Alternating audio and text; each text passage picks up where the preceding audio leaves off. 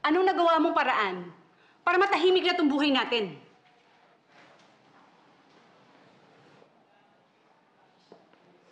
Magpapa-DNA test kami ni Lucille.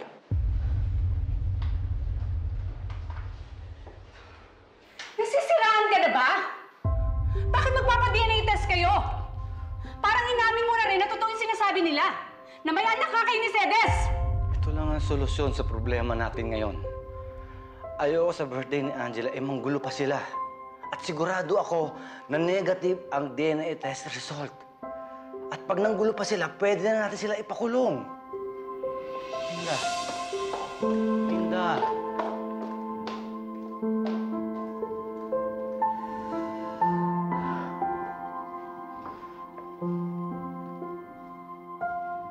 I'm sorry. I'm sorry, binigyan ko kayo ng problema ng mami mo. Matatapos din to. Matatapos din to.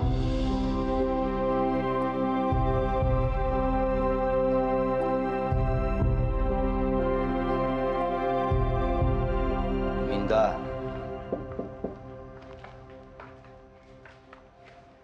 Dad. Bakit ka umiiyak, anak?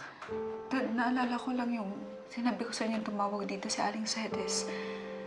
Ang sabi niyo, nanggugulo lang siya. Ang sabi niyo, hindi totoong may anak kayo. Kahit kailan, hindi magiging totoo ang sinasabi nila, anak. Pero hindi lang po siya nagpunta dito. Pati yung anak niya.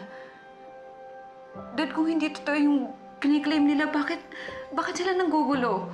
Bakit nag-a-access sila ng panahon para guluhin tayo? Dad, hindi ko kayo kina-question dahil nasa inyo ang tiwala ko. Kayo pa rin po ang pinaniniwalaan ko. Pero Dad, pera lang ba talaga ang habol ni Aling Cedes at ang anak niya? Anak, ganun klase silang mga tao. Sa pera lang umiikot ang mundo nila. At sa oras na lumabas ang DNA test result,